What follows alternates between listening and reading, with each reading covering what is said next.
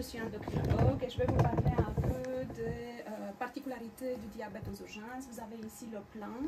Donc je me suis dit que je vais vous parler un peu, vous toucher un mot du diagnostic du diabète et du prédiabète, des motifs de présentation en général aux urgences, de prise en charge de l'hypoglycémie et de l'hyperglycémie avec des petites informations sur le diabète décompensé.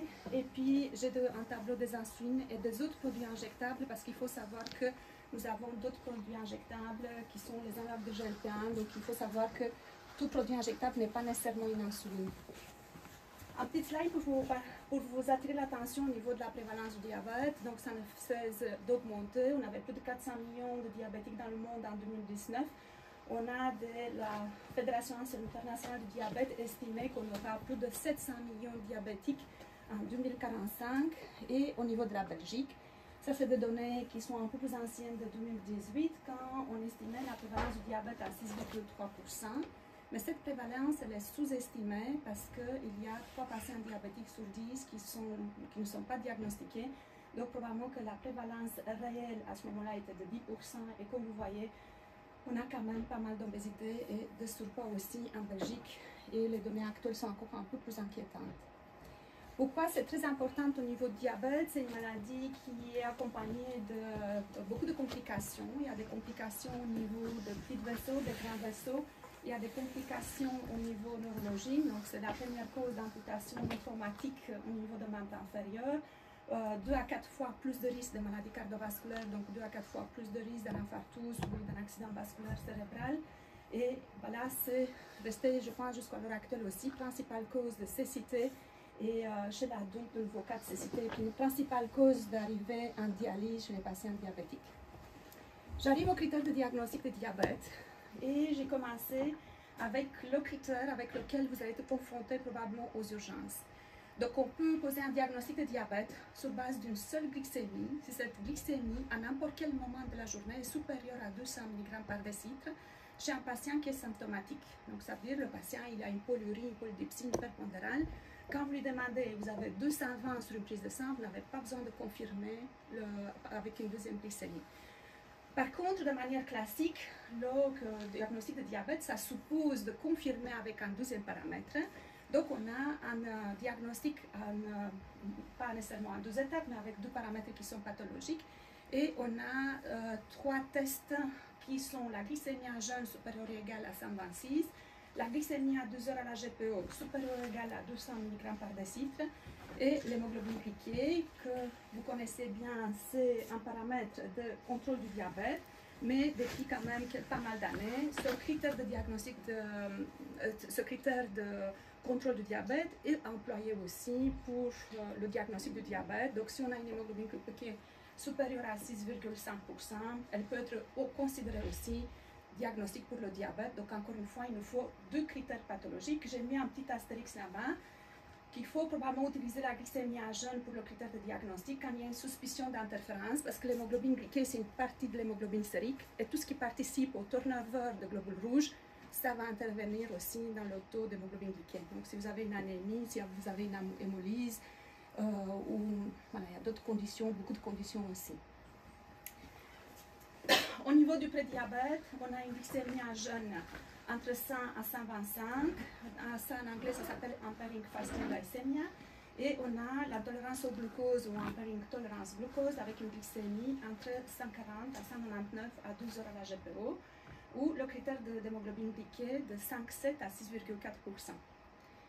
Et ici, vous avez un petit slide qui vous montre l'importance des méthodes hygiéno-diététiques, parce qu'il y a une étude qui a été effectuée à l'époque, et on sait très bien que si on applique des méthodes hygiéno-diététiques adaptées, on peut diminuer de 58% le risque d'évolution vers le diabète. Ça, c'était une étude qui était faite à l'époque sur 3 ans. Et puis, je vous ai mis un peu pourquoi le patient peut venir aux urgences. Soit parce qu'il y a un diabète inaugural de type 1, de type 2 ou un diabète secondaire. Je pense que vous avez rarement des cas de cancer de pancréas qui arrivent aux urgences pour un diabète concomitant, ou un diabète qui est décompensé avec cétose ou acidocétose ou coma hyperosmolaire. Et moi j'ai mis ici que les 2 dernières complications normalement doivent être hospitalisées dans le service de soins intensifs de l'hôpital parce que ça nécessite une surveillance étroite, et vous allez voir tout à l'heure. L'hypoglycémie, ou un diabète qui est déséquilibré. Il faut savoir que tout stress va augmenter la glycémie, et tout stress, ça peut être un stress aigu infectieux, donc ça peut être n'importe quelle infection. En général, les grosses infections de type bronchopneumonie, pyélonéphrite ou une infection du pied vont bien déséquilibrer un diabétique. On ne verra pas un diabète déséquilibré avec une infection urinaire basse d'habitude, donc ça en général ne se passe pas. Un patient qui a été déséquilibré suite à une corticothérapie ou parce qu'il y a un stress médical comme c'est celui post-infarctus ou post-accident vasculaire, ou un stress chirurgical, une hernie inguinale strangulée par exemple. Donc tout ce qui est stressant diabétique, ça va faire monter la glycémie. Et chaque fois quand vous voyez une glycémie élevée, il faut se poser la question, mais qu'est-ce qui s'est passé avant pour que la glycémie monte? Donc on peut en avoir des situations, vous allez voir l'arrêt de l'insuline ou le diabète inaugural, ça on a la cause facilement. Mais tout stress va augmenter la glycémie chez un diabétique. Donc quand vous avez un patient avec une glycémie élevée, il faut chaque fois se poser la question pourquoi. Est-ce que c'est une infection, ou est-ce que c'est un stress médical, chirurgical, ou le patient il a arrêté son traitement, ou c'est un cas inaugural et qu'il n'a pas de traitement. Et puis j'ai mis le cas d'un diabète type 2 qui arrive aux urgences. Donc si vous en avez un patient, comme on a dit tout à l'heure, un patient qui a une glycémie à plus de 200 mg par décilitre, il est symptomatique, donc même si on est 4 heures d'après-midi qu'il a mangé, ça n'a pas d'importance, c'est tout moment de la journée supérieur à 200. Et que le patient, vous ne devrez pas le faire hospitaliser, donc c'est un patient qui va retourner chez lui. Et là, vous pouvez donner les premières indications au patient. Et la première indication est que le patient doit avoir une diététicienne qui est attitrée, qui a l'habitude de voir des patients diabétiques. Puis on peut commencer un traitement par des médicaments. La première ligne médicamenteuse dans le diabète de type 2, c'est la metformine. Et la metformine, comme vous voyez, je vous ai mis de faibles dosages. Donc, le petit secret dans le diabète, soit qu'il s'agit de l'aigu, soit qu'il s'agit de chronique, ne tapez jamais de grosses doses, ni d'insuline ni de médicaments. Il faut commencer en douceur, il faut diminuer la glycémie tout doucement, parce que si on fait ça en aigu avec des grosses doses d'insuline rapide, le patient risque un édème cérébral. Et en chronique, si on fait diminuer la glycémie d'une manière brutale, on risque l'apparition paradoxale des complications liées au diabète et le patient peut se retrouver avec une rétinopathie ou une neuropathie parce qu'on a équilibré trop vite le diabète. Donc moi je propose de commencer chaque fois avec des petites doses qu'on augmente progressivement. Vous savez bien que la metformine peut donner des troubles digestifs, donc la titration se justifie par l'éviction des phénomènes, des effets secondaires, notamment au niveau digestif, nausée ou diarrhée. Puis j'ai mis une deuxième ligne thérapeutique, le sulfamide. C'est un médicament qui n'a pas besoin de demande de remboursement. Donc si le patient a une hémoglobine glyquée, je ne sais pas si vous avez l'habitude de faire l'hémoglobine glyquée aux urgences. Vous pouvez la faire. On le fait, les résultats sont tardifs. Mais... Oui. Donc si à un moment donné vous avez une hémoglobine glyquée qui est supérieure à 9 à 10, on peut se poser la question, est-ce que la metformine va être suffisante? Mais à un moment donné, pour votre travail aux urgences, ça peut s'arrêter la metformine. Maintenant, si l'hémoglobine glyquée est élevée, on peut se poser la question d'une deuxième ligne ADO. Donc en plus de la metformine, on peut lui mettre un sulfamide. Et la même chose, je vous ai mis la plus faible dose de milliamicron en demi-comprimé. J'ai mis un petit point d'exclamation en parenthèse. Le milliamicron, c'est un médicament qui agit de 24 heures. Donc là, moi je demande chaque fois au patient, vous avez l'habitude de prendre les 3 repas par jour. Le patient, avec ce type de médicament, il est obligé de prendre les 3 repas. C'est un médicament qui agit au niveau du pancréas pour stimuler la sécrétion d'insuline. Donc si on donne ce type de médicament et le patient ne prend pas ses repas correctement et qu'il est bien équilibré, il risque de faire des hypoglycémies. Et puis, on peut penser aussi d'emblée au traitement insulinique. Quand vous avez un syndrome catabolique important, donc ça veut dire que le patient il a une polyurie, une polydipsie importante, il a perdu beaucoup du poids, donc ça c'est le syndrome catabolique, on peut penser qu'il y a une carence en insuline et que là, même si c'est un diabète type 2, il a été négligé trop longtemps et que c'est une indication d'insulinothérapie. Et puis, la contre-indication du traitement oral, je dois vous dire que dès quand j'ai commencé ma formation en diabétologie et jusqu'à l'heure actuelle, les contre-indications ont évolué beaucoup. Parce qu'on a actuellement beaucoup de médicaments qu'on peut utiliser même chez les dialysés. Je vous ai mis simplement la contre-indication pour la metformine pour une fonction rénale en dessous de 30. Donc en dessous de 30 ml par minute, il faut arrêter la metformine. Et l'insuffisance hépatique, voilà, la cirrhose hépatique décompensée, ça représente aussi une contre-indication. C'est des situations quand on va s'orienter d'habitude vers une insulinothérapie. Mais je vous ai dit, au niveau de l'insuffisance rénale, on a encore des médicaments qu'on peut administrer, donc les choses ont évolué. Donc probablement que cette indication d'insulinothérapie, on ne va pas la trouver souvent chez les diabétiques. Et puis si on a une hémoglobine glyquée assez élevée, donc supérieure à 10-11%, la même chose, on peut se poser la question de placer le patient sous insuline. Et par la suite, on peut réévaluer. Est-ce qu'il lui faut une insulinothérapie sur le long terme ou on laisse sur le court terme pour l'équilibration? Et par la suite, on peut se permettre de faire ensuite le traitement oral. Et puis, si vous voulez avoir un peu l'information globale, j'allais vous proposer que le patient soit vu en consultation de diabétologie 3 mois plus tard parce que l'hémoglobine glyquée change la valeur tous les 3 mois. Donc, c'est en fonction de la demi-vie des globules rouges qui est de 120 jours. Donc, on peut se rendre compte que dans 3 mois, s'il nous faut un autre médicament, si le traitement a été efficace ou pas. Et puis aussi, il faut savoir que chez les diabétiques de type 2, le bilan de complications chroniques commence au diagnostic. Donc, vous pouvez toucher un mot au patient pour dire oui, il faut voir la diabétologue ou le diabétologue, mais c'est bien quand même de programmer un contrôle chez le cardiologue, chez l'ophtalmologue. C'est pour ça que je vous ai mis le slide qu'on a eu tout à l'heure avec les complications du diabète. Ce n'est pas anodin de découvrir un patient grâce à une complication. Donc, vous pouvez en avoir en urgence un patient qui vient avec un infarctus et qui a un diabète méconnu. Et ce patient-là, donc voilà, on le découvre dans le même temps avec une complication. Mais s'il n'a pas de complications, traitement, il doit être vu par un spécialiste. Ce tableau, je l'ai mis pour vous montrer que la situation n'est pas très simple dans le diabète. Ça, c'est le consensus international, américain et européen de prise en charge du diabète. Qu'est-ce que je vous ai montré sur le slide tout à l'heure? C'est une variante très simplifiée de la prise en charge aux urgences.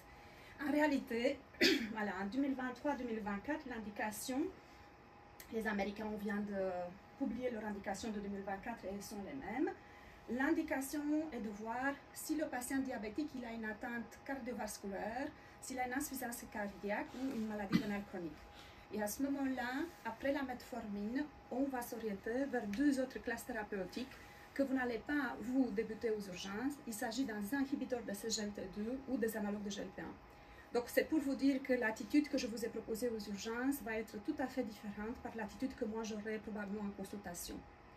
Parce que nous, on doit tenir compte des comorbidités du patient. Pourquoi? Parce que les 2 classes thérapeutiques ont des bénéfices au niveau cardiovasculaire, donc c'est des médicaments du diabète qui, en plus de l'équilibration glycémique, amènent le bénéfice de la perpondérale et de la protection cardiovasculaire pour les inhibiteurs de SGLT2, notamment en cas d'insuffisance cardiaque, et pour une protection sur le plan rénal. De nouveau, première indication, les inhibiteurs de SGLT2. Et ici, comme classe, je pense que vous connaissez peut-être Jardiance, Forxiga, Ivocana, c'est les médicaments de cette classe qu'à l'heure actuelle, on peut instaurer d'emblée chez les patients non diabétiques qui ont une insuffisance cardiaque et bientôt on verra aussi des indications dans la maladie rénale chronique non diabétique. Et puis, donc ça, tout c'est le tableau de gauche et le tableau de droite, de partie droite, c'est le choix du médicament deuxième ligne thérapeutique en fonction de l'objectif qu'on doit en avoir. Est-ce qu'on veut obtenir on s'est utilisé un médicament très efficace au niveau glycémique ou un médicament très efficace au niveau de la perpondérale. Donc voilà, ça c'est pour vous parler un peu en grande ligne de qu'est-ce que ça donne pour nous comme spécialistes, le tableau de prise en charge du diabète. Et ici, vous avez le tableau avec la gestion de l'hyperglycémie. C'est moi qui ai développé ce tableau et vous l'avez dans l'arbre de Anginette. Ici, le tableau a été retravaillé un peu donc dans un des services de l'hôpital pour ma présentation précédente pour les infirmières en maison de repos. Donc je trouve qu'il est un peu plus clair. Donc, voilà, avant vous avez des losanges, si vous vous rappelez, donc je sais pas, vous voyez un Ginette, mais c'est exactement le même tableau qui a été simplement revu. Donc si le patient il a une glycémie qui est supérieure à 200 mg par décilitre, donc vous avez un patient qui arrive aux urgences, il est diabétique et il est traité par voilà, on va prendre la partie gauche du tableau. Il a un diabète qui n'est pas connu, il est sous médicament ou il a une insuline basale. Et ce patient va être hospitalisé. Qu'est-ce que vous allez faire? Vous vous rappelez qu'il y avait le schéma feuille jaune. Donc c'est ici, le schéma feuille jaune, on appelle le schéma standard de correction parce qu'on a appelé les feuilles jaunes au lit du patient. Donc le schéma feuille donc, voilà, de correction. première chose qu'on utilise plus l'acte rapide comme c'était le cas à l'époque, on utilise des insulines ultra rapides. Et dans notre protocole à l'hôpital, c'est l'Humalog, mais l'Humalog, c'est l'équivalent de la Novorapide, parce que ça, c'est les deux insulines rapides les plus utilisées chez les patients en pratique habituelle. Donc, qu'est-ce qu'on fait avec le patient? Il a des médicaments, il a une seule injection lente d'insuline. On corrige ce patient, et ici, c'est votre travail à faire quand le patient arrive aux urgences. Il faut encoder des glycémies à 8h, midi, 18h et minuit. Et à ce moment-là, vous encodez le schéma standard de correction avec l'insuline ultra rapide. Et quand le patient il a des glycémies élevées, on corrige les pics d'hyperglycémie avec l'insuline ultra rapide. Il y a un petit bémol, faites attention aux médicaments qui sont les sulfamidés ou les apparentés, notamment la répaglinide ou le novonorm. Théoriquement, il ne faut pas coupler le novonorm avec l'Humalog. Et à ce moment-là, je vais vous conseiller, si vous voulez hospitaliser le patient et avoir la certitude, vous mettez le schéma de correction s'il y a l'hyperglycémie ou vous le laissez avec son traitement habituel. Cumuler un sulfamidé ou le novonorm avec l'insuline rapide, vous augmentez le risque d'hypoglycémie. Donc là, il faut faire un peu attention. Puis, de l'autre côté, on a les patients qui sont sous insuline. Au milieu, vous avez la possibilité que le traitement habituel du patient n'est pas retenu. On arrive de nouveau à ce tableau-là. Donc, si on n'a pas maintenu le traitement par 2 ou 4 injections d'insuline, à ce moment-là, on corrige le patient au repas et à minuit. Parce que c'est un peu ça l'idée, les heures sont les heures de repas. Si le patient il a 2 injections d'insuline, on va maintenir la Novomix, que je vous disais tout à l'heure, qui a un mélange de rapide et lente matin et soir. Donc, c'est une insuline qu'on fait au repas. Mais quand est-ce qu'on peut corriger? On a déjà de la rapide matin et soir. Ça n'a pas de sens parce que la rapide à la Novomix 30, c'est de la Novorapide, l'Humalog Mix 25, c'est de l'Humalog simple. Donc, on ne va pas corriger le patient matin et soir quand il a la prémixée. On va le corriger à midi et à minuit. Donc, l'idée est de ne pas cumuler 2 insulines dans le même temps. Donc, ça, c'est la correction qui peut se faire et on a la possibilité de le corriger aussi 3 heures plus tard après son souper. Donc, on peut corriger 15h, 21h et minuit. À côté, vous avez le patient qui a 4 injections d'insuline. Donc, 4 injections d'insuline, ça veut dire qu'il a de la rapide à chaque repas. Donc, il peut avoir de l'Humalog à chaque repas. Donc, ça n'a pas de sens de lui ajouter le schéma classique de correction. Et on va le corriger quand? En postprandial.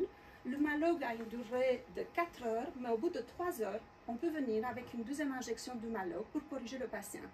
Et dans ce cas-là, on va le corriger entre 2 injections d'Humalog. Et les heures de correction sont mises ici. Le schéma de correction, il est mis normalement, c'est l'après-midi. Attendez, parce que je me rends compte. Schéma standard, à minuit et midi. Non. Ah, c'est à l'envers. Donc ça, c'est le schéma standard avec les 2 injections, on a remplacé. Et ici, c'est le schéma en postprandial, donc le patient avec 3 à 4 injections. Donc, entre le repas de matin et de midi à l'hôpital de Huy, c'est 8h et midi. Donc, on n'a pas 6 heures d'intervalle pour prévoir une correction en matinée. Mais on a la possibilité de mettre une correction à 15h et puis celle de 21h et celle de minuit. La correction, même quand on a 2 Novomix, je vous ai dit, on peut aussi prévoir à 21h. Mais pour faire plus simple, quand le patient il a 2 Novomix, j'avais mis dans les corrections midi et minuit. Comme ça, c'est plus simple. Et puis, vous avez l'information, si la glycémie est supérieure à 400 mg par décilitre, donc ça c'est un protocole pour les patients hospitalisés, donc ça fait partie d'un ordre médical délégué. À ce moment-là, vous pouvez être appelé par les infirmières de l'étage en disant j'ai un patient qui a une glycémie supérieure à 400 et à ce moment-là, il faut faire une recherche de corps cétonique. Vous pouvez toujours appliquer le schéma standard de correction, notamment si le patient a des corps cétoniques qui sont négatifs. Est-ce que c'est clair le protocole de l'hyperglycémie? Il est beaucoup plus simple, vous allez voir tout à l'heure qu'il est un peu plus simple que celui de l'hypoglycémie qui semble un peu plus chargé.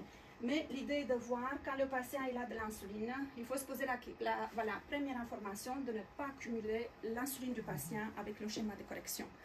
Et que les corrections sont mises entre les insulines du patient. Et nous, on doit définir les heures de correction ou ça se fait automatiquement? Donc, votre travail est d'encoder les heures de glycémie.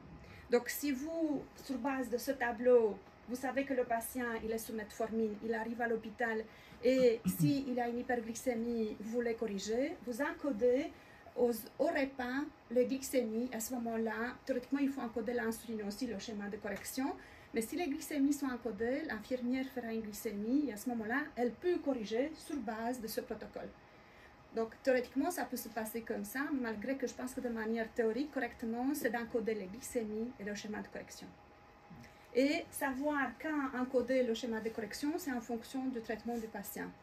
Donc, c'est pour ça qu'il y a des réponses à toutes les questions. Est-ce qu'on maintient le traitement habituel du patient? Si la réponse est oui, on garde son traitement habituel, mais on corrige les pics de glycémie en dehors des insulines habituelles. Et comme je disais, il y a 2 Novomix, on le corrige midi et minuit. Et s'il a 3 rapides et une lente, 3 heures après une rapide, on peut venir avec de nouveau une petite rapide. C'est pour ça que j'ai remplacé l'actrapide. L'actrapide, c'est une insuline qui avait une durée de 6 heures et un pic à 3 heures. Donc, si on faisait l'actrapide avant, pendant 6 heures, tu ne savais rien faire. Et le patient il était en hyperglycémie, on ne savait rien faire parce qu'on devrait cumuler 2 insulines. De cette manière, si on fait la novorapide, c'est une durée de 4 heures, mais au bout de 3 heures, la durée de l'insuline elle est déjà moindre et au bout de 3 heures, on peut venir avec une correction. Le petit souci, c'est que quand nous on encode une glycémie, enfin, de l'insuline, on le met 3 fois par jour. On ne définit pas systématiquement les heures. Le programme il est fait de telle sorte qu'on met Novomix. Vous avez la possibilité de choisir. Vous faites la croix. Je sais bien. Non, je dis la plupart du temps, on va sur 3 fois par jour. Je comprends, mais et la Novomix, quand on va rajouter le schéma de correction, on mettra aussi... C'est pour ça que ce schéma a été construit, parce que le docteur Boeskas, qui est mon collègue, qui est le chef de service et qui reçoit souvent les patients, il m'a reproché ça. Les patients arrivent à l'hôpital, on a son traitement habituel et le schéma de correction dans le même temps avec le traitement habituel. C'est pour ça que moi j'ai conçu ce protocole. Donc ça veut dire qu'on corrige le patient en hyperglycémie, mais ça n'a pas de sens. On a la novorapide, on vient de nouveau, parce que si le patient a une novorapide, par exemple, le matin à 20 unités, et votre schéma de correction est de 4, vous cumulez 20 avec 4 unités de novorapide, c'est rien de tout. Donc il faut vraiment rentrer dans le détail des heures précises de l'administration. Donc théoriquement, c'est pour ça que j'avais mis les heures, parce que quand j'ai fait le protocole, mes infirmières de diabétologie m'ont aidé par rapport à des heures quand les insulines sont administrées à l'hôpital de Huy en fonction de repas. Et c'est pour ça que je n'ai pas prévu de correction en matinée, parce qu'on a un intervalle qui est... L'intervalle, il est trop court entre les 2 injections de rapide entre matin et midi. Mais l'idée est que si vous n'encodez pas, si le patient il va à l'étage dans notre service de névro-endocrinologie, les infirmières sont bien au courant avec les indications, sauf qu'on a, comme dans tous les services, de nouvelles infirmières qui n'ont pas l'habitude et qui ne savent pas comment faire et qui risquent de suivre à la lettre vos indications. C'est pour ça que je disais tout à l'heure, lors d'une présentation, une des infirmières d'étage m'avait signalé, mais on a encodé la Novomix au coucher. C'est un peu ça l'idée que l'heure à laquelle vous encodez, vous risquez que l'infirmière la fasse. Et à ce moment-là, il y a de la rapide, et la rapide, on l'a fait pour couvrir le repas ou on l'a fait pour correction de l'hyperglycémie.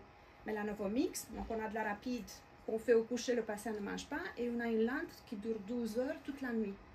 Donc c'est un peu l'idée de savoir à quel moment encoder les injections d'insuline. Donc la Novomix, on peut la faire 2 à 3 fois par jour, et souvent on a des patients un peu plus âgés qui n'ont que 2 fois par jour, mais il y a la possibilité de mettre aussi 3 fois par jour, parce que c'est un schéma qui est équivalent avec le basal-prandial 3 rapides et une lente, mais pour des personnes plus âgées qui ne doivent pas regarder quelle glycémie ils ont pour faire leur dose d'insuline. Donc en général, c'est un schéma, voilà, on dit un peu de compromis et un schéma plus facile pour les patients. Donc théoriquement, c'est ça qu'il faut encoder, comme je vous ai dit tout à l'heure, les heures de glycémie. Et je ne sais pas comment ça fonctionne dans les autres services, mais sur base de protocole, si le patient a une hyperglycémie, l'infirmière peut appliquer le protocole et le corriger. Et puis, je passe à l'hypoglycémie. C'est un taux de glycémie inférieur à 70 mg par décilitre. On a des symptômes qui s'appellent adrénergiques ou des symptômes d'alerte. Les tremblements, les palpitations, la transpiration, la sensation de faim. Et par la suite, on a les symptômes de neuroglycopénie, c'est-à-dire de manque de sucre au niveau cérébral. Et là, les patients peuvent avoir des troubles de concentration, de l'émotion, la somnolence, ou ils peuvent rentrer dans le coma. Et l'hypoglycémie sévère est définie par perte de connaissance ou besoin d'une tierce personne pour resucrer un patient. Et à côté, vous avez le tableau avec tous les symptômes. Et les facteurs favorisants, donc, c'est l'excès de l'insuline par rapport aux besoins du patient, la consommation d'alcool, l'activité physique intense et la cause la plus rare que vous allez retrouver, c'est l'insuffisance surrénalienne. Ça, c'est une des causes qui est répertoriée, mais que vous allez retrouver assez rare. Et chez les patients qui sont sous médicaments, il y a les sulfonidés ou les emparentés qui s'appellent glynides. Et dans cette catégorie, on a que le novonorme, la substance active s'appelle répaglinide. Et je pense que c'est ça qu'on a à l'hôpital de Huy. Au niveau d'encodage, c'est la répaglinide. Donc les sulfonidés et les glynides agissent directement sur le pancréas pour stimuler la sécrétion d'insuline. Et comme je vous disais tout à l'heure, donc un patient qui prend les médicaments Univiamicron, Glurenorm, c'est les plus fréquentes, Lamaril, c'est rarement utilisé dans notre région, et Daonil, c'est très vieux. J'espère qu'il n'y a plus personne qui l'utilise. C'est un médicament qui a une durée d'action assez longue, un gros risque d'hypoglycémie, donc théoriquement, il n'est plus utilisé. Mais les médicaments les plus employés chez nous, c'est Univiamicron, Glurenorm et Novonorm. Et parmi les trois, Novonorm et Glurenorm, ils ont une durée plus courte. Le Novonorm, par exemple, il couvre chaque repas, et c'est plus ou moins comme une insuline courte. Il va agir au niveau du pancréas pour relarguer de l'insuline pour couvrir les repas, mais avec l'insuline endogène du patient. Et l'Univiamicron, la particularité, c'est que c'est un médicament qui agit 24 heures. Donc quand vous avez un patient qui a pris, par exemple, par erreur, voilà, la dose maximale d'Univiamicron, c'est 2 comprimés, il a pris une plaquette, bah, vous savez que pendant 24 heures, si la fonction rénale est normale, parce que si elle n'est pas bonne, c'est plus que ça, et que vous avez pendant 24 heures un risque d'hypoglycémie, donc il faut le surveiller 24 heures. Oui, mais je vous dis, cette situation-là, si vous avez un patient sur Novonorm, la durée d'action est courte, un temps de demi-vie d'1 heure. Ce patient-là, il était en hypoglycémie, on l'a resucré, il peut rentrer chez lui. Mais si vous avez un patient qui a une hypoglycémie, il faut savoir que les hypoglycémies sévères sous comprimés sont rares, plus sévères que l'hypoglycémie sous insuline. Donc ça, c'est quand même une particularité que si vous avez un patient qui arrive en coma hypoglycémique, sous comprimé, probablement qu'il faut le garder au minimum 24 heures en surveillance. Et puis, c'est le tableau de gestion de l'hypoglycémie. Et c'est pour faire très simple, parce qu'ici aussi, à l'époque, on m'a demandé de répondre à toutes les questions. Le patient, il mange, est-ce qu'il est sous alimentation altérale, est-ce qu'il est sous parentérale, est-ce qu'il doit rester à jeûne, est-ce qu'il est conscient. Donc, vous avez des réponses à toute cette situation. Mais pour faire très simple, donc encore une fois, l'hypoglycémie, c'est une glycémie inférieure à 70. Il faut savoir que vous aurez de plus en plus de patients avec un capteur de glycémie. Le capteur de glycémie, c'est la petite pastille qui est placée sur le bras et le patient passe avec un appareil pour avoir le taux, où beaucoup de patients ils ont des résultats maintenant par Bluetooth directement sur leur téléphone. Et si la glycémie est inférieure à 70, à ce moment-là, vous êtes théoriquement, il y a l'indication de faire un test capillaire, parce que c'est une glycémie interstitielle, il y a un retard un peu entre l'interstitielle et la glycémie capillaire.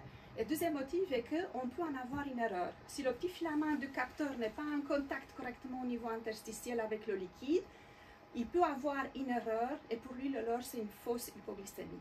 Donc, quand vous avez un patient avec un capteur de glycémie et vous avez une glycémie qui dit LO, ça c'est low en anglais, donc c'est très basse, à ce moment-là, l'indication est de faire une glycémie capillaire. Vous confirmez qu'il est en dessous de 70. Et ici, dans le tableau de gauche, on est dans une situation où le patient, il mange ou il a une alimentation entérale. On le resucre par voie orale.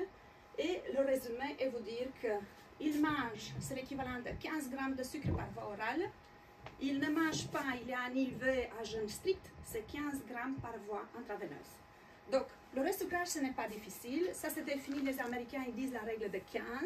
Donc, on donne l'équivalent de 15 grammes de glucides par voie orale. C'est 3 morceaux de sucre ou 3 sachets de sucre ou une cuillère de grenadine qui est dissolue dans un verre d'eau ou 150 ml d'une boisson sucrée ou l'équivalent de 3 tablettes doubles de dextroénergie. C'est l'équivalent aussi de 15 grammes. Et voilà, 15 minutes plus tard, c'est pour ça qu'elle s'appelle la règle de 15. Donc, on a donné l'équivalent de 15 grammes de glucides par voie orale. Après 15 minutes, on vérifie la glycémie capillaire. S'il est toujours en hypoglycémie, il faut reprendre le resucrage. Et si le patient n'est plus en hypoglycémie, donc la glycémie est supérieure à 70, à ce moment-là, soit c'est avant un repas et on va lui donner le repas, soit il est à distance par rapport au repas et on va lui donner une petite collation pour éviter la rechute de l'hypoglycémie. Ici, il y a aussi une petite indication, si vous avez un patient sous insuline, il a une glycémie à 60 avant le repas de midi, Mais c'est un diabétique de type 1. Ben, un diabétique de type 1, il a besoin d'insuline rapide chaque fois qu'il mange. On lui a corrigé l'hypoglycémie, il a un schéma qui est prévu, et même quand la glycémie est basse, on va lui mettre de l'insuline pour couvrir les glucides qu'il va prendre lors du repas. Mais ça, on va la faire, donc voilà, 15 minutes après le resucrage. Parce que si le patient il mange, il faut couvrir, il est sous insuline, et il faut couvrir les glucides qu'il aura au repas avec de l'insuline rapide. Et puis, de l'autre côté du tableau, vous avez la possibilité, le patient n'est pas conscient, à ce moment-là, il faut appeler le médecin. S'il y a une perfusion d'insuline, il faut l'arrêter, il faut vérifier les signes vitaux, et il faut se poser la question s'il a un abord veineux ou pas. L'hypoglycémie, c'est une situation avec une forte vasoconstriction et on peut arriver dans une hypoglycémie qui est prolongée, peut-être d'avoir des difficultés d'un abord veineux. Je sais que vous êtes aux urgences et que théoriquement vous n'avez pas ce problème, mais il y a la possibilité à ce moment-là d'utiliser le glucagon soit par voie injectable, et vous allez voir tout à l'heure, on a un glucagon par administration intranasale. Le glucagon, c'est l'équivalent d'hormone qui va déterminer une augmentation de la glycémie par glycogénolyse au niveau hépatique. Donc, les patients, ils ont leur réserve de sucre sous forme de glycogène au niveau du foie. Et il faut savoir qu'il y a certaines conditions dans lesquelles le glucogène n'est pas efficace. Donc, si le patient, par exemple, c'est un alcoolique, il n'a plus de glycogène, il a épuisé son glycogène, il a des difficultés pour le former. S'il y a une hypoglycémie répétitive, il a déjà employé son glycogène hépatique. S'il a une malnutrition, donc c'est des situations où le patient avec le glucogène, on n'arrive pas à résoudre le problème de l'hypoglycémie. Ça là, c'est la situation que nous on prévoit pour nos patients diabétiques de type 1 au retour à domicile. L'administration du glucogène qui est à l'heure actuelle par voie intranasale, c'est très facile, mais en sachant qu'il y a un délai de 15 minutes quand même entre l'administration du glucogène et l'efficacité. Les patients peuvent avoir des nausées, des vomissements après, donc ils ne se sentent pas très bien après le glucogène. Donc, il y a une possibilité, il faut bien la retenir pour les situations où il n'y a pas d'abord veineux. Mais la situation qui va déterminer une résolution rapide de l'hypoglycémie, c'est l'administration intraveineuse de glucose qui est de 30% et une ampoule de glucose, il y a 6 grammes de glucides. Et pour arriver aux 15 grammes desquels je vous parlais tout à l'heure, le patient doit arriver 2 à 3 ampoules. Et ça, c'est miraculeux quand vous allez mettre une ampoule de glucose par voie intraveineuse. Le patient va ouvrir les yeux dans les quelques secondes après l'administration de glucosé. Ça va? Et ici, il y a aussi la possibilité, on se pose la question, si l'hypoglycémie, si le patient ne corrige pas l'hypoglycémie, qu'on peut revenir avec 2 à 3 ampoules de glucose de 30%. Mais comme je vous disais tout à l'heure, en pratique habituelle, 1 à 2 ampoules, le patient il est vraiment réveillé, on n'a pas besoin d'autre chose. Par la suite, comme on parlait aussi par voie orale, il faut s'assurer, il faut prévenir la rechute de l'hypoglycémie. Par exemple, si vous avez un patient qui a reçu, par exemple, on vous appelle de laitage et on va vous dire au souper, au lieu de faire, ou en tout cas dans le schéma de correction, au lieu de faire de l'humalogue, je me suis trompée dans le stylo, j'ai pris de la Toujeo. Donc ça, c'est une insuline avec une durée de 32 heures. Donc à ce moment-là, il faut se dire, oui, je dois couvrir le patient avec une petite perfusion de glucosé le temps de la durée d'action de l'insuline qui a été faite par erreur. Ou si le patient, il a fait de la Toujeo, il ne mange plus et qu'il a fait 3 fois la dose par rapport à sa dose habituelle, à ce moment-là, on se pose aussi la question, si c'est une dose habituelle, il n'y a pas de souci. Mais si c'est une dose excédentaire au besoin, donc si c'est une tentative suicidaire ou c'est un patient, ça arrive, les patients se trompent dans leur dose.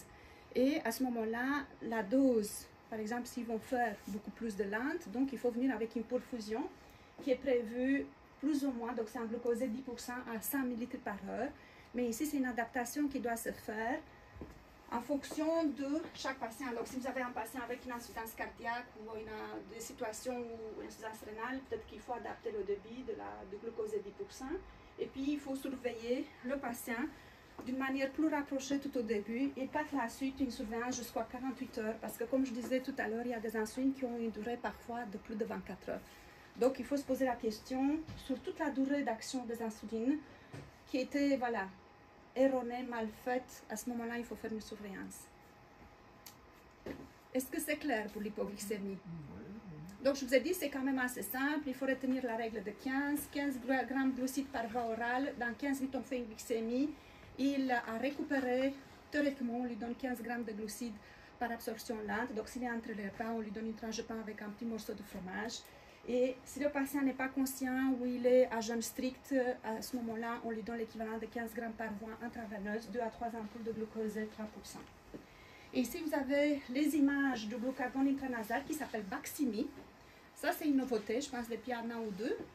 Donc, on a un flacon comme l'analoxone, hein, c'est plus ou moins la même chose. Donc, le patient peut garder ce flacon sur lui-même parce que le glucagène hypokite que vous l'avez en dessous, il faut le garder au frigo. Et il faut sortir la seringue, mélanger avec la poudre, on a mélangé et par la suite il faut injecter un sous-cutané ou un intramusculaire. Mais pour le Baqsimi, c'est beaucoup plus simple, il y a un conteneur, on sort le flacon, il faut simplement appuyer et à ce moment-là c'est une dose unique, on jette le flacon après l'utilisation. C'est beaucoup plus facile. C'est quand même un peu étrange, j'ai envie de dire, s'il a le temps de faire tout ça, pourquoi est-ce qu'il mange pas? C'est le patient ne fait jamais le glucagène lui-même. Ça, c'est la situation de l'hypoglycémie sévère quand il y a l'action d'une tierce personne. Ce n'est pas le patient lui-même qui va faire. Nous, on prescrit ça au patient et on dit, bah, au travail, vous attirez l'attention que vous êtes diabétique. Et s'il y a une perte de connaissance, on ne fait jamais de l'insuline, c'est ça qu'il faut faire. Donc, c'est la boîte orange et maintenant, on leur dit la boîte jaune avec le Baqsimi dans le nez et puis vous appelez les urgences. Ok, pour les... Donc, ça, c'est à domicile. Je pense que vous, voilà, la situation, je vous ai dit, la meilleure situation, c'est le glucosé. C'est de donner du glucose. C'est ça qui va réveiller le patient, c'est ça qui va arriver au niveau de la cellule nerveuse parce que le glucagon, comme je disais, il agit sur le foie. On a un polymère, il faut couper un petit morceau qui est le glucose qui va monter la glycémie. Donc, c'est sûr qu'on a besoin de temps pour que ça agisse. Mais dans tous les consensus au niveau international, le glucagène sous sa forme injectable à l'époque et sous sa forme nasale à l'heure actuelle sont mises parce qu'on peut arriver à des situations où l'abord intraveineux, il est extrêmement difficile. Et à ce moment-là, voilà, ça peut être un petit coup de main. Et entre-temps, si la vasoconstriction s'améliore et on a un meilleur abord veineux, on peut faire le glucosé par la suite par voie intraveineuse. Et puis, j'arrive de l'autre côté, donc sur le diabète décompensé avec cétose. Ça aussi, vous avez un protocole que moi j'avais développé, je vous l'avais aussi en Ginette. Et ici, je vous ai mis les facteurs favorisants. Donc, si vous avez un diabète type 1 inaugural, un patient type 1 qui a arrêté l'insuline, ou toutes les conditions de stress aigu qu'on a discuté tout à l'heure, que c'est une infection, c'est un stress médical chirurgical, ça peut arriver à décompenser un diabète, en général le diabète de type 1. Les manifestations cliniques, j'ai essayé d'être plus scolaire. Vous avez les symptômes de l'hyperglycémie, la polyurie, la polydipsie, la perpondérale. Vous avez des crampes musculaires, une vision qui est floue. Et par la suite, vous pouvez en avoir des symptômes qui sont dus à la cétose. C'est la laine de pomme verte, les nausées, les douleurs épigastriques. Et au niveau de la biologie, vous avez une glycémie qui est supérieure à 250 mg par décilitre. Vous avez une tigette urinaire, on a des tigettes sanguines, je ne sais pas si ça existe aux urgences, mais nous on a à l'étage, on a des tigettes aussi ça, au niveau capillaire pour le dosage de corps cétonique. Mais je pense qu'ici on utilise plutôt les tigettes urinaires pour identifier les corps cétoniques. Et le patient il n'a pas d'acidose. Donc il y a une carence en insuline, mais cette carence en insuline n'est pas majeure. Et elle va déterminer, parce qu'en absence de l'insuline, c'est l'insuline qui doit faire rentrer le glucose dans la cellule pour que le glucose soit utilisé comme source énergétique. Et si le glucose ne peut pas rentrer dans les cellules parce qu'il y a une carence relative en insuline, qu'est-ce qu'il va faire l'organisme? Il va brûler les graisses et les protéines et il va produire des déchets acides qui sont les corps cétoniques. Si le stade il est débutant, on n'a que la cétose. Si la situation est avancée, on a vraiment une acidocétose. Donc, une partie des informations, je vais les reprendre dans la partie avec acidocétose, mais ça, c'est le stade débutant seulement de la cétose.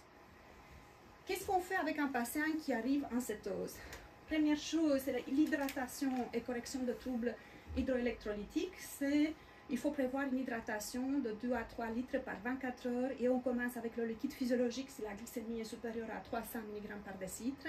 Mais on peut par la suite faire le switch vers le glucosé parce qu'il nous faut un apport énergétique pour ce patient-là. Et en général, les patients qui sont en cétose, c'est un patient qui sont restés à jeûne tant que la cétose ne se corrige pas. Et comme je vous avez vu tout à l'heure, c'est des patients qui ont des nausées, des douleurs épigastriques. Donc, c'est des patients qui ne peuvent pas non plus manger.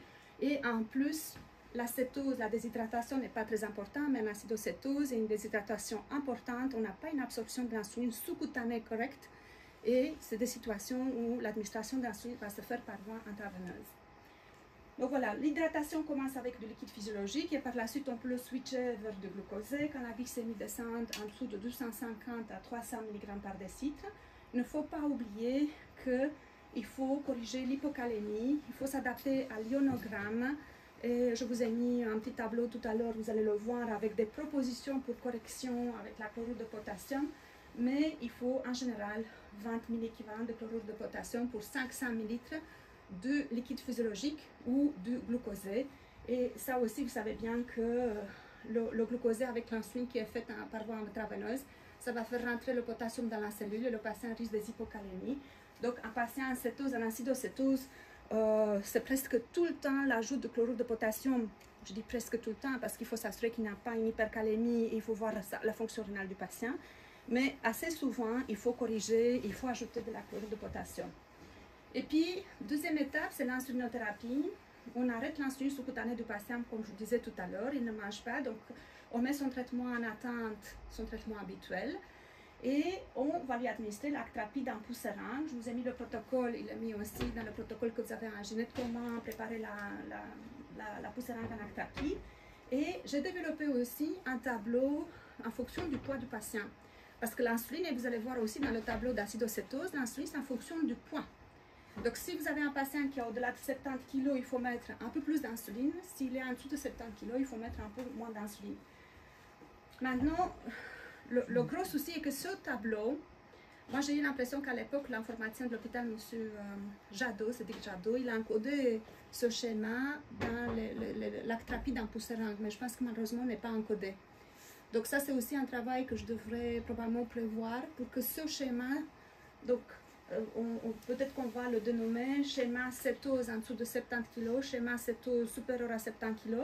Et à ce moment-là, quand vous trouvez ça dans le traitement en pousseringue, tout va être encodé et vous n'êtes plus obligé d'encoder tout ce schéma.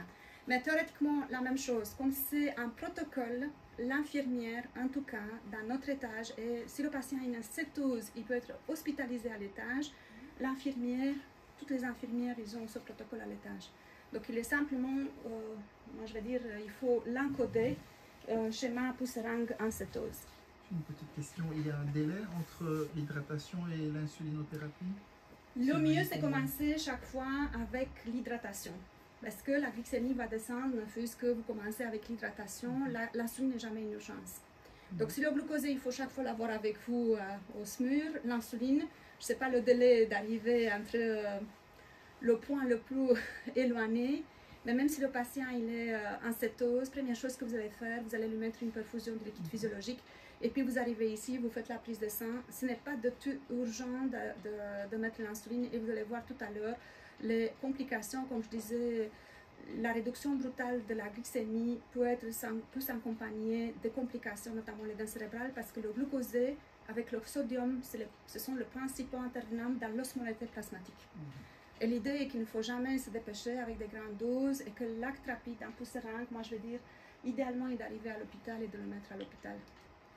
Et dans le schéma d'acidocétose, vous allez voir que je l'ai bien différencié. Et c'est pour ça que je l'ai mis étape par étape, je vais dire probablement aussi dans l'importance de leur utilisation. Juste une question. Oui. Ici, quand on est en dessous de 100 de glycémie, on laisse le pousseringue et on met un G5 en parallèle, c'est ça? Donc là, l'hydratation, l'insuline en pousseringue, vous pouvez la laisser n'importe le taux de la glycémie. Donc la glycémie en dessous de 80, la pousseringue va être arrêtée. Vous allez voir tout à l'heure, il y a un schéma aussi de suivi de glycémie toutes les heures ou toutes les 2 heures, et l'infirmière va adapter l'actrapide en pousseringue en fonction de la glycémie. Et même quand le patient il a du glucosé, il faut lui mettre de l'insuline parce que sinon vous avez un produit hyperglycémiant. Donc, s'il est un liquide physiologique, c'est un glucosé pour hydratation, de toute manière, il doit avoir l'insuline en pousseringue. Il y a la possibilité, par exemple, mais ça aurait été beaucoup plus compliqué, de mettre de l'actrapide pour tamponner le glucosé. Mais je trouve que c'est plus compliqué. Donc, à un moment donné, il faut utiliser, l'insuline pour tamponner le glucosé. Je trouve que le schéma ici à côté, c'est beaucoup plus facile. On a l'hydratation, on a l'insuline en pousseringue. Donc ici, c'est la seule situation où on retrouve l'actrapide, c'est la correction de l'hyperglycémie, et notamment la situation de la cétose et de l'acidocétose.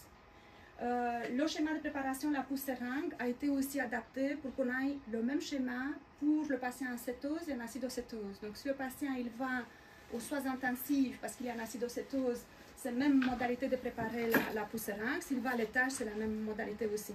Donc préparer la pousse seringue, c'est exactement la même chose. Et puis, on continue l'étape de l'insulinothérapie. Donc, vous savez que le patient, il a un cétose parce qu'il a une carence en insuline. Donc, soit c'est un inaugural, soit c'est un diabète type 1 qui a eu un facteur favorisant. Il y a une carence relative en insuline. Il aurait dû augmenter l'insuline lente. Donc, qu'est-ce qu'il faut faire? Il ne faut pas oublier de remettre l'insuline lente. Et comme je disais tout à l'heure, quand est-ce qu'on va mettre la lente? Quand le patient il a vers l'hydratation et qu'il n'a plus de problème de perfusion sous-cutanée, à ce moment-là, on doit reprendre parce que l'insuline qui tient en vie, un diabétique de type 1, c'est la lente. C'est l'insuline qui a besoin pour couvrir le besoin énergétique d'un patient parce qu'il faut savoir qu'on a pour toute consommation énergétique, parce qu'on maintient la température, on maintient les fonctions vitales, on a besoin d'énergie. Et cette énergie, ça provient de l'insuline lente. Donc, si vous avez un patient que vous avez un doute, c'est un type 1, je vais l'hospitaliser et il a 4 injections d'insuline et il a une lente, moi je vais dire n'arrêtez jamais la lente parce que ça c'est l'insuline qui tient en vie un diabétique de type 1 et un diabétique de type 2 qui a 4 injections d'insuline, ce n'est pas vraiment le même nécessaire, mais c'est plus ou moins comme un diabétique de type 1, il ne faut pas arrêter la lente. Même quand ils sont en hypoglycémie? Quand ils sont en hypoglycémie, on met du sucre et vous corrigez l'hypoglycémie. Et quand vous avez corrigé l'hypoglycémie, si par exemple le patient il vous appelle de l'étage, j'ai un patient qui a 4 injections d'insuline, c'est un type 1, il est à 45 à 22 heures et je dois lui faire la lente, à ce moment-là, vous corrigez l'hypoglycémie avec 15 grammes de glucides par voie rapide, vous vérifiez dans 15 minutes, voilà, par voie orale, par voie orale, vous vérifiez la glycémie 15 minutes plus tard. Et si le patient il a corrigé l'hypoglycémie, il va recevoir à ce moment-là une collation parce que c'est à distance par rapport au repas et vous lui faites la lente. Parce que c'est la lente, c'est 24 heures, habituelle. la dose qui était prévue. Okay. Parce qu'il est en hypoglycémie au coucher à cause de la rapide du souper. Oui, et on diminue pas les rapides. Nous, on ne touche pas au rapide après. Normalement, il faut voir, et ça c'est une des questions qu'on se pose, pourquoi le patient il est en hypoglycémie. Soit c'est parce qu'il a reçu par erreur une dose d'insuline beaucoup plus importante, soit parce que la dose d'insuline n'est pas adaptée, et c'est vrai qu'il faut diminuer la rapide. Mais ça c'est le travail du médecin de l'étage qui le lendemain doit diminuer l'insuline du souper. Ok, ça marche. Ça va? Donc pour vous, qu'est-ce qu'il faut faire? Voilà, corriger. Le dimanche. Voilà, comme ça vous le savez. Donc on a l'insuline en pousse seringue, mais il faut savoir, donc l'acte rapide par voie sous-cutanée, la demi-vie c'est de 6 heures, mais par voie intraveineuse c'est 1 heure.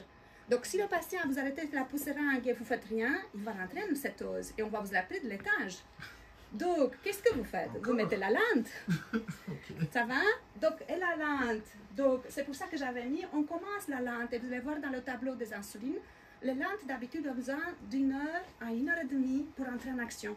C'est pour ça qu'on fait la lente, on laisse la pousse seringue encore 1 à 2 heures et par la suite on arrête la pousse seringue d'acte rapide et on laisse le patient avec la lente. S'il est déjà sous insuline, c'est simple, vous reprenez la Toujeo qu'il avait avant ou la Tresiba. La Toujeo c'est l'insuline lente la plus fréquente. Voilà, on a la Lantus. Il y avait la Basaglar, mais il y a un petit bémol, elle n'est plus remboursée, donc on n'aurait plus de la Basaglar ni à l'hôpital d'Ouy, donc ça c'est tout à fait récent. Et donc, soit on met au patient une lente à une dose de 0,2 unités par kilogramme corps et par jour. Donc, vous avez un patient qui a 70 kg, vous lui mettez 14 unités de Toujeo, il va à l'étage, ou de l'Antus, il va à l'étage, voilà, et au moins il est couvert. C'est vrai qu'à ce moment-là, voilà, le patient ne va pas rentrer en cétose, ou en tout cas ne va pas réchuter la cétose jusqu'au lendemain matin.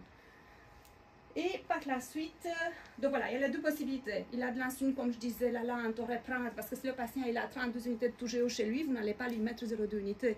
0,2 c'est une dose de start, parce que la dose de lente chez un diabétique de type 1, c'est 0,2 à 0,4, avec une moyenne de 0,35. Mais encore une fois, c'est des détails de la diabétologie. On va mettre le minimum pour que le patient ne rentre pas en cétose de nouveau en acidocétose. Et le reste, le lendemain, c'est le médecin de l'étage qui s'occupe pour adapter la dose.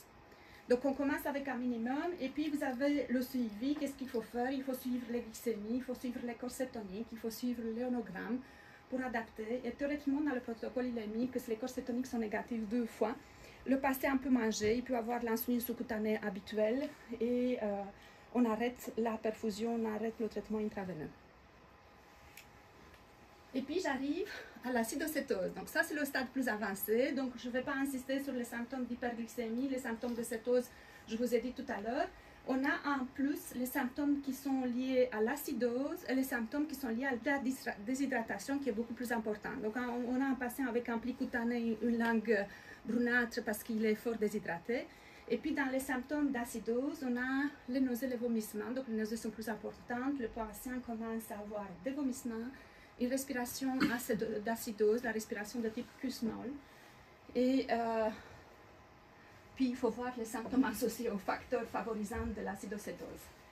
Au niveau biologique, la glycémie est supérieure toujours à 250. Les corps cétoniques sont déjà à 3+, parce qu'il y a un acidose, donc c'est au maximum de corps cétoniques. Mais cette fois-ci, on a un pH d'acidose, donc on a un pH qui est inférieur à 7,3. On a un bicarbonate sérique qui est inférieur à 19. On a dans l'hémogramme, on peut en avoir le potassium tout au début, que ça peut être bas élevé, mais il faut le suivre parce que la correction de l'acidocétose, l'utilisation de l'insuline vont faire pénétrer le potassium dans la cellule, il va diminuer, donc il faut le suivre lors d'une acidocétose. Et on peut en avoir un sodium qui est bas. Et puis, on a des modifications biologiques qui sont dues à la déshydratation, donc on a l'hémoconcentration. Et ici, je vous ai mis le taux de globules blancs qui peuvent être même jusqu'à 20 000 en absence d'une infection. C'est parce que c'est l'hémoconcentration, donc ça c'est dans les acidocétoses sévères. On a les protéines totales, la créatinine qui sont élevées, l'urée, mais aussi les globules blancs sans affection, malgré que la plupart du temps, une acidocétose est favorisée par une infection. Et puis ici, au niveau traitement, vous allez voir qu'ici, je défalquais. On commence avec l'hydratation. Le premier pas, c'est l'hydratation. Le déficit hydrique, il est assez important, jusqu'à 5 à 8 litres qu'il faut substituer, donc 50% de les premières 8 heures. Et moi, je vous ai mis le schéma que moi j'avais appris lors de mon assistanat, que c'est assez facile à retenir à mon avis. 1000 ml par heure la première heure, 500 ml par heure les 2 prochaines heures, et par la suite 250 ml par heure. Dans une, et comme dans la cétose, on peut faire appel au glucosé de 5 ou 10% quand les glycémies sont inférieures à 250-300 mg par décilitre. Et en général, moitié du déficit hydrique du patient doit être remplacé par du glucosé. Comme je disais, c'est l'apport énergétique du patient qu'on doit prévoir. Et puis au niveau de l'insulinothérapie, l'actrapide, on peut le mettre en bolus de 0,15 unités par kilogramme corps, puis en pouce seringue, même protocole de pouce seringue. Mais ici, vous allez voir, c'est le protocole qui existe aux soins intensifs. La quantité d'insuline, elle est en général 2 fois plus importante que la dose d'insuline qu'on va donner en cétose. Et puis, je vous ai mis le petit bémol. Il ne faut pas diminuer la glycémie de plus de 70 à 100 ml par heure. Donc, si la glycémie diminue en dessous de 70 à 100, donc ça veut dire qu'il faut augmenter la quantité d'insuline qu'on donne par voie intraveineuse. Mais il ne faut pas diminuer beaucoup plus parce que je dis on va diminuer l'osmolarité plasmatique et ce n'est pas bien non plus. Et puis, quand le patient n'est plus en acidocétose, mais vous allez me dire, ce n'est pas à vous de vous occuper, on passe à l'actrapide en pouce seringue, le protocole de cétose, parce que, comme je vous disais tout à l'heure, en acidocétose, le nécessaire d'insuline d'actrapide, c'est 0,1 unité kilogramme par heure, et en cétose, c'est moitié 0,05. Mais voilà, ça peut-être que c'est un peu trop de détails. Donc, on continue avec les corrections des troubles hydroélectrolytiques, et le trouble le plus fréquent, c'est l'hypocalémie. Comme je disais tout à l'heure, la correction de l'acidose et la correction, donc l'utilisation de glucosé, sont les 2 situations qui vont faire rentrer le potassium dans la cellule. Donc, il faut donner au patient de la chlorure de potassium. Vous savez que c'est fort irritant par voie périphérique, donc jamais en bolus. Et quand il y a des quantités importantes, il faut mettre une voie centrale, ça vous le savez très bien. Je vous ai mis un peu de protocoles qu'on peut utiliser quand le potassium est en dessous de 3. De mettre 40 mini-équivalentes de chlorure de potassium. Et si le potassium est en dessous de 3, moi je vais dire à ce moment-là, il faut s'abstenir à faire de l'insuline, parce que l'insuline, encore une fois, va faire entrer le potassium dans la cellule, ça va aggraver l'hypocalémie. Donc vous mettez la chlorure de potassium avec du liquide physiologique, et quand le potassium remonte, à ce moment-là, vous débutez l'insulinothérapie. Le fait couler en combien de temps? Quoi? La chlorure de potassium, on la met dans le glucosé ou dans le liquide physiologique.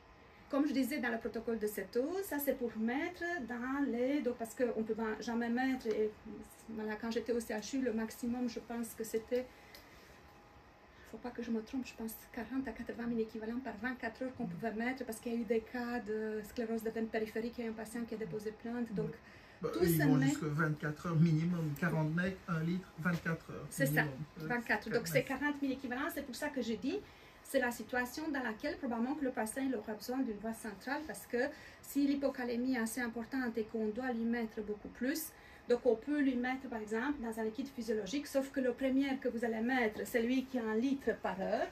Celui-là, moi quand je faisais les urgences, je le mettais couler en jet. Je disais, on met un liquide physiologique en jet, on va hydrater le patient, la glycémie va descendre un peu. Et c'est par la suite, quand j'arrive à 500 ou à 1000 ml pour 2 heures, je peux me permettre de mettre de la chlorure de potassium dedans, mais il faut la mettre sur voie centrale. Oui. Enfin, nous, ce qu'on fait, c'est qu'on a 2 voies d'entrée. Oui. Il y a celle où ça coule très rapidement et une autre à côté où on peut faire couler plus lentement en 12 ou 24 heures. Voilà. Vous pouvez la faire comme ça. Donc, si à un moment donné, au niveau du déficit, vous avez un potassium qui est dans les normes, donc vous avez un potassium de 3 à 4, à ce moment-là, vous pouvez mettre 20-30 000 équivalents de chlorure de potassium dans ce liquide-là. Mais chaque fois, on le change. L'idée est que vous avez du glucosé, donc on a fini le liquide physiologique, puis vous avez du glucosé, il faut aussi mettre de la chlorure de potassium dans le glucosé qui va couler à côté. En 24 heures aussi. En 24 heures aussi. Voilà. Mais au niveau de l'hydratation, vous voyez qu'on commence avec le liquide physiologique. Et de nouveau, comme dans le protocole de cétose, quand la glycémie descend et on est à l'entour de 250 à 300 mg par 24 heures, à ce moment-là, on peut ajouter du glucosé. Et comme vous dites, vous avez des robinets, vous pouvez laisser le liquide physiologique qui va couler. Et puis à côté, vous pouvez mettre le glucosé. Mais voilà, en faisant attention à la quantité totale de chlorure de potassium sur les 24 heures, sinon il faut la voie centrale. Mais les patients en acidocétose ne doivent pas être dirigés vers l'étage. C'est des patients qui ont besoin de la présence d'un médecin et des adaptations du traitement, comme vous allez voir tout à l'heure, toutes les heures ou toutes les 12 à 4 heures. Donc sinon, c'est à vous de gérer quand vous mettez un patient pareil à l'étage. Donc tout le traitement qui est là, ça veut dire qu'il faut, et que ici, moi je vous ai mis les grandes lignes, mais il y a chaque fois des particularités. Comme vous voyez, la calémie, il faut l'adapter toutes les 2 à 4 heures. Il faut un pH aux soins intensives et en fonction de potassium, ils peuvent adapter et par voie centrale, ils ne sont pas limités au niveau de quantité de la chlorure de potassium ni au niveau de la durée d'administration. Donc là, c'est tout à fait différent. Voilà, un petit bémol, on peut utiliser le phosphate de potassium à la place de chlorure de potassium quand le patient il a une hypophosphorémie et il a une fonction rénale qui est normale. Et puis n'oubliez pas, le facteur favorisant du patient doit être aussi recherché et traité, et c'est l'antibiothérapie adaptée par rapport au prélèvement. Et puis on arrive au chapitre du bicarbonate, donc on a une acidose et on se pose la question, est-ce qu'il faut mettre du bicarbonate? Donc, vous allez voir tout de suite que la réponse c'est il y a une contre-indication relative pour le bicarbonate de sodium dans l'acidocétose. La cause, c'est le manque d'insuline, la grosse déshydratation. On a mis en place l'hydratation, on a mis en place l'antrapide en pousse-seringue. Normalement, on n'a pas besoin de bicarbonate de sodium. Il y a une indication, on va dire, si le pH est en dessous de 7, il y a un risque de collapsus cardio-respiratoire. À ce moment-là, vous pouvez mettre du bicarbonate de sodium entre 500 à 750 ml dans une heure de 1,4%. Mais il faut savoir qu'il y a quand même des risques. Et pourquoi on évite le bicarbonate? Parce qu'il y a des complications. Voilà, l'hypocalémie, ça c'est aussi normal. Mais le plus important, c'est qu'il y a le risque d'œdème cérébral aussi avec l'utilisation du bicarbonate de sodium, l'aggravation de l'hypoxie tissulaire. Donc le bicarbonate, la réponse est que si vous n'êtes pas dans cette situation de pH en dessous de 7, et probablement que vous, aux urgences, peut-être que vous n'allez pas le mettre. Peut-être que c'est le médecin de soins intensifs qui va se poser la question, est-ce que je dois lui mettre le bicarbonate ou pas? Et on se pose souvent la question. Vous posez la question, hein? Oui, ça arrive. Ça arrive. Donc voilà, la question, moi je veux dire, je me suis occupée plus de 10 ans des urgences métaboliques, je n'ai jamais mis du bicarbonate. Parce que là, je dis, c'est la situation, donc vous avez, je n'ai pas mis là, mais voilà, vous avez aussi une hypercalémie, et ça vous savez bien, le bicarbonate, ça fait aussi l'entrée le potassium dans la cellule. Donc il y a des situations quand on peut le mettre, mais théoriquement dans l'acidocétose diabétique, c'est pH en dessous de 7 et le risque de collapsus. On se pose la question, mais on ne le met pas toujours. Hein. C'est juste, il y a des critères. Nous, on a déjà vu, voilà, moi quand je travaillais à l'époque, mes collègues m'ont déjà raconté des patients avec des complications liées à l'utilisation du bicarbonate en acidocétose diabétique. C'est pour ça que j'avais mis en parenthèse, c'est quand même une situation de contre-indication relative. Puis le coma hyperosmolaire, en général, ça c'est une complication du diabétique de type 2. C'est des patients qui ont des phénomènes d'athérosclérose cérébrale, notamment au niveau du centre du soif. C'est des patients qui ne savent pas remplacer leur déficit hydrique par voie orale. Donc c'est des patients qui ont soit des problèmes psychiatriques, soit des problèmes de démence et ils ne boivent pas. Et il y a une grosse déshydratation à côté, c'est parce qu'il y a des diurétiques, parce qu'il y a une gastroentérite, une grosse infection. Et à ce moment-là, il y a le risque d'avoir une acidocétose. L'idée est que ces patients-là, ils ont une déshydratation beaucoup plus importante. Donc, il y a les symptômes de diabète déséquilibré, mais aussi avec une déshydratation beaucoup plus importante. Et ils ont une altération d'état de conscience. Donc, c'est la situation, parce qu'en acidocétose, le patient, il est conscient. Mais dans le coma hyperosmolaire, il a des patients d'altération de la conscience. Il y a des troubles neurologiques. Il y a un risque de thrombose intravasculaire à cette situation. Donc, et il faut savoir que l'acidose dans cette situation, soit elle est légère, parce qu'on peut en avoir plutôt l'acidose lactique suite à la déshydratation extrêmement importante, soit on n'a pas de tout. Donc, il n'a pas d'haleine, il n'a pas de dyspnée, parce que normalement, il n'a pas d'acidose. Et la dyspnée de type Kussmaul, elle est spécifique au niveau à l'acidocétose. Hein. Et ici, on a le facteur favorisant, c'est la déshydratation importante et la carence en insuline, elle est relative. Ce n'est pas une carence majeure comme le cas de l'acidocétose. Donc, la glycémie est supérieure souvent à 600. L'osmolarité plasmatique, elle est supérieure à 350 millosmoles par litre. Comme je disais tout à l'heure, soit il a un pH un peu limité, donc supérieur à 7,2, un bicarbonate supérieur à 15. Donc, j'ai mis en parenthèse, s'il a un degré d'acidose, c'est à cause de l'acidose lactique. Il a des corps cétoniques, voilà, soit négatifs, soit faiblement positifs. Et de nouveau, des modifications de l'énogramme, protéines totales dues à la déshydratation qui est beaucoup plus importante. Une question qui va peut-être sembler stupide, mais quand un patient rentre dans les critères, glycémie supérieure à 600, osmolarité supérieure à 350, pas d'acidose, enfin pas de corps cétonique, et qu'il n'est pas comateux, ça reste quand même un coma hyperosmolaire. Parce que moi je me suis posé la question durant mon assistance. C'est parce que ça a été, ce terme de coma, je pense qu'elle était mal employée dans l'urgence du diabète. C'est vrai que coma, ça suppose une perte de connaissance. Mais c'est pour ça que l'acidocétose n'est plus, donc je pense qu'à l'époque il y avait aussi le mot de coma quelque part dans l'acidocétose, il n'est plus employé parce que là il y a un état de conscience. Mais le coma hyperosmolaire, c'est parce qu'il y a souvent des altérations de l'état de conscience. Maintenant, si vous voulez le définir d'une autre manière pour être plus précis, vous pouvez l'appeler état hyperosmolaire. Voilà, ok.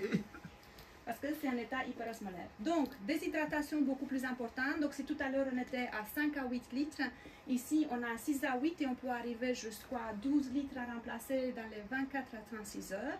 Donc, ici, l'hydratation est un peu plus importante. Donc, on commençait à 1 litre tout à l'heure en acidocétose. Ici, on commence avec 1 litre et demi les premières 2 heures. Et puis, entre 0,5 à 1 litre par heure avec du liquide physiologique, puis de nouveau du glucosé. Et comme l'état, c'est une hyperosmolarité, on peut utiliser des produits isotones, donc un liquide physiologique de 0,45% ou j'ai oublié comment il s'appelle le mélange de glucosé avec le liquide physiologique.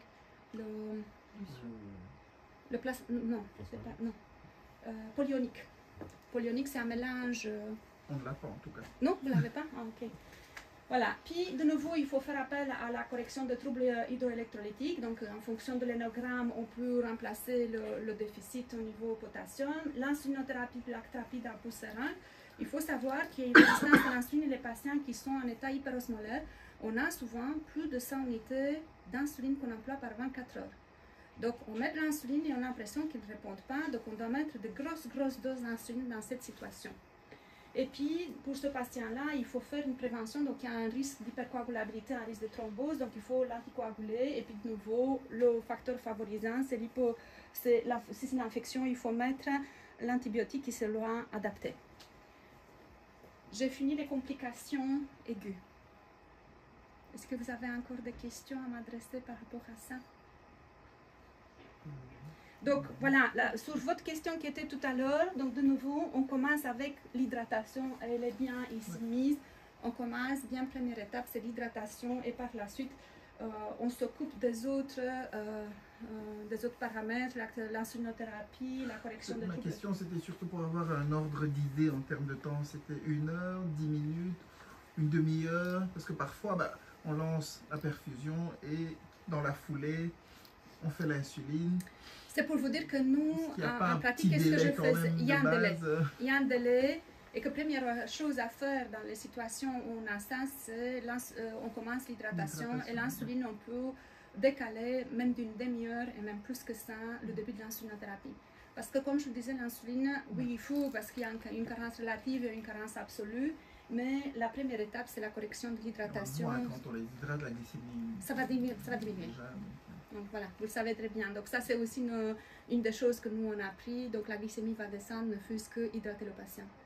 Donc c'est vrai que vous avez raison, ici il faut commencer l'hydratation et voilà, 30 minutes plus tard on peut faire appel à l'utilisation parce que comme ça quand on va mettre la poussière d'actrapide, peut-être que la dose va être moindre parce que la glycémie a déjà diminué. Et puis, sans insister beaucoup, ça c'est le tableau que je voulais vous apporter. Malheureusement je ne l'ai pas, mais si je trouve chez moi le tableau, je vous l'envoie aux urgences. Donc ici, c'est un tableau que j'ai développé il y a quelques années. Voilà, on devrait en avoir une réunion avec les médecins généralistes en région de Liège et j'ai développé ce tableau. Donc ici on a les insulines avec une action rapide. Ici c'est les humaines, l'actrapide comme je disais, une durée de 4 à 6 heures, un délai d'action de 15 à 30 minutes. À l'hôpital de Huy, il y a l'actrapide qui est un flacon et qui est limité seulement pour les complications aiguës. Et puis on a les analogues d'insuline rapide. Qu'est-ce que ça veut dire un analogue? Il y a quelques aminoacides qui ont été modifiés comme position pour que le début de la durée d'action soit plus rapide, pour que l'insuline s'assemble plus à l'insuline endogène. C'était un peu ça l'idée. Donc, et dans l'insuline rapide, on a une insuline qui est plus rapide mais plus courte. Et ici, vous avez un schéma du profil de l'insuline. Donc, dans les insulines, les analogues d'insuline rapide, on retrouve Novorapid, Humalog, Apidra. Elle commence à agir en 5 à 15 minutes avant le repas. Ça, c'est une indication pour les infirmières qui travaillent à l'étage. On fait l'insuline et le patient peut manger dans 5 à 15 minutes. C'est une insuline qui dure, comme je vous ai dit, 3 à 4 heures. C'est ça aussi le motif dans le schéma de correction qu'on peut, au-delà de 3 heures, prévoir une correction avec la même insuline. Et puis, dans la même classe, les insulines d'ici ont été encore retravaillées une fois pour que le début de l'insuline soit encore beaucoup plus rapide. Donc, on a la FIASP, l'insuline la plus employée, on a l'IUMGF qui est apparu après, mais je pense qu'elle n'est pas, avec certitude, elle n'est pas sur le tableau des insulines à l'hôpital. Donc, si on a des patients sur l'IUMGF, ils sont switchés sous FIASP. Donc, la FIASP, en réalité, c'est de la Novorapid qui a été travaillée. Elle commence à agir dans maximum 2 minutes. Donc, le patient fait l'insuline et pour le confort du patient, il mange tout de suite. Et c'est une insuline qui a la même durée d'action parce que c'est la même insuline à la base. Puis on a les insulines qui sont mélangées. La Novomix 30 et 50, ça appartient à la firme Novo. Et puis la firme Lilly, le Malog Mix 25 et 50. Quand on a Novomix 30, ça veut dire que le patient, donc si vous avez 10 unités d'insuline, il a 3 unités de rapide. Donc 30%, ça veut dire c'est la dose d'insuline rapide dans la Novomix. Donc, dans les 10 unités de Novomix 30, vous avez 3 unités de rapide, 7 unités de lente. Dans la Novomix 50, dans les 10 unités, vous avez 5 de rapide et 5 de lente. Et puis, de l'autre côté, vous avez les insulines lentes. Dans les insulines humaines d'action intermédiaire, malheureusement, l'insuline basal a été retiré du marché et que les 2 insulines que vous voyez là-bas, ça n'existe pas à l'hôpital parce que quand j'ai dû faire le tableau avec Mme Bovier à l'époque, on avait décidé qu'on laisse sur les insulines disponibles à l'hôpital seulement les insulines sur les stylos jetables. Et l'insulatar et le Moulin N, ce sont des cartouches qu'on doit mettre dans des stylos en métal, donc on ne les a pas à l'hôpital. Mais ce sont des insulines qui ont une durée de 12 heures. Ça, c'était l'avantage quand même pour ce type d'insuline. Et puis on a la Lantus, qui est une insuline de 24 heures, comme je disais tout à l'heure, 1h30 pour entrer en action. Donc c'était ça aussi la motivation. Vous avez le patient en cétose à l'acidocétose. Vous commencez la Lantus, mais laissez encore 1 heure à 2 heures la poussérale parce que l'insuline a besoin d'1h30 pour entrer en action. Et puis, on a des insulines qui durent plus de 24 heures. La Toujeo et la Tresiba, 1h30 à 2 heures pour entrer. Et Toujeo, ça agit, la durée totale, c'est 36 heures. La Tresiba, c'est 42 heures. Et ici, je vais insister sur un autre aspect.